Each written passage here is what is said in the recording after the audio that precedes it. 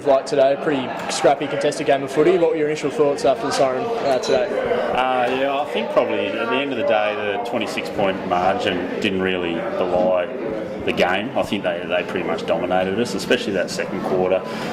A lot of repeat stoppages. We really found it hard to get our flow, and it was just the way we exited out of stoppages, and I think they really hurt us at centre bounces as well. They got out the front of us a lot, and they were able to win that territory battle, get it in their part of the ground, and we just really struggled to get any flow in our game, which is full credit to them. That they really shut us down and took our strengths away from us. It is a pretty difficult game, a difficult ground to get free-flowing football playing. Do you think that played into it a bit today with the swirly conditions as well? Not so much. It's a good size. We just couldn't spread, and we couldn't switch the footy and get any width, and we ended up staying on the skinny side of the ground for a fair bit of it, and it just was long kick out of defence to another stoppage to then they'd enter it in, and we just found it hard to get territory, and it's a pretty good ground to open up, but we just couldn't get it at all. There was a little patch maybe, I think, in the last quarter where we were able to get a couple inside 50s and we score. We had a shot and I think we kicked one, but I think out of the whole 120 minutes, 15 to 20 might have been on our terms when you look at it. When you do consider that, I guess the defensive unit was put under the pump for the majority of the day.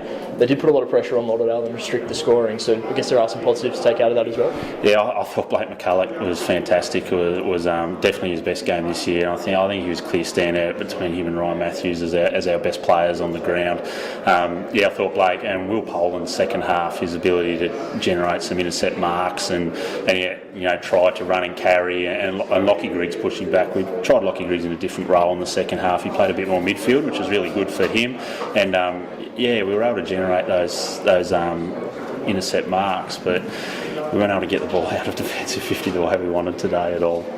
You said some of those boys through the midfield that really did impress. Having week round 2 off, boys coming back into it today, were you pleased with the way they were able to get back into football after having a stop-start start to the season? Yeah, I thought our first quarter was really good. Normally we're the opposite. We have horrible first quarters and then grind our way back into it. But our first quarter was really good, and I think they were 1 goal up at quarter time. So that wasn't the issue. It was the last 3 quarters. But now, like you said, it has been a bit tough stop-starting. So now we can start to get some flow in our footy, and it feels like footy season when you've got a game next Friday for us. Yeah. Lockie Clifford back into the side today after a long injury layoff at back end of last season. How did you see his first game back into the team? Yeah, it was always going to be pretty rusty, Cliff coming back in. We didn't want, he was going to have some heavy rotations just trying to get through because he was going to blow up. We probably didn't play him as much in his normal midfield role. He spent a bit of time half forward and on the wing, and it's going to be that old cliche. He's going to be better for the run, and then as he starts to get some continuity in his football and his body starts adjusting to the being back in the tempo, we'll see him back where he can play to his strengths through the middle of the ground with, I think him, Kieran and Ryan together will be really good for us moving forward. Fairly good exposure for Lockie Griggs and Luke Graham through the middle today as well. Some pretty significant midfield minutes. You must be, I guess, looking to get that depth through the midfield group as well? Yeah, absolutely. I think, everyone wants a lot of numbers going through there. With Ryan, Kieran and Cliff, that's sort of our one wood. They'll always get first crack at it. But we want to get guys through there. Lockie Griggs actually is pretty good around the contest. He uses his body well, and everyone knows that he can run defensively and take marks, and he uses the ball well. Luke Graham's a pretty clean player. He's clean below his knees. So and even Mickey Paul, we like to chuck him in there at times too, and just to give those guys a bit of a chop out. But they're not going in there just to make up numbers. They're going in there because they can play the role for us. Tough game of footy. Any injury concerns after the game today? The black cat on the Midlands Highway got Jared Drew again. He was in his hamstring and lower back. It was more nerve than any tears or anything, which is good, I guess. It settled down during the game, but there was no point risking him. So, Drew is as frustrated as anyone. Eventually he's going to get through a full game. Just a few sore boys, but there's no dramas with that. We got a few guys off knowing once the result was gone, knowing that we've got a short turnaround in a Good Friday. Right, Windies, it probably wasn't the prettiest game of football, but a win's a win. You must be really pleased to get a 3-0 start to the year. Yeah, look, it's obviously Tigers are going along quite nicely at the moment with the players they've got in, and we're able to shut down Mickey Paul, which Trump I thought did a really good job on him, but. We're happy to get the win because we think they're going to be a very good side this year. So it was a really scrappy, tough game. Wasn't a lot of space on the ground. It seemed a lot smaller than the ground actually is today. You said it's a scrappy game, but it must be good to get some of those games into the season early, so you can kind of really see where some of the boys are at early on. Yeah, look, I think we're not moving the ball as well as we have in the past, but we're a lot stronger across the ground. So I think we had 66 inside 50s with not a lot of result back. So that was probably the disappointing thing today. So we're getting a lot of entries, but we've got a fair bit of work to do to get work on our, I suppose, entries into the forward line. We're wasting a lot, and to be honest, it's not something that we normally do. So we've sort of gone back into bombing the ball. So we'll work pretty hard on that this week once we get onto Belrive and try and get a bit of space and a bit of run and carry.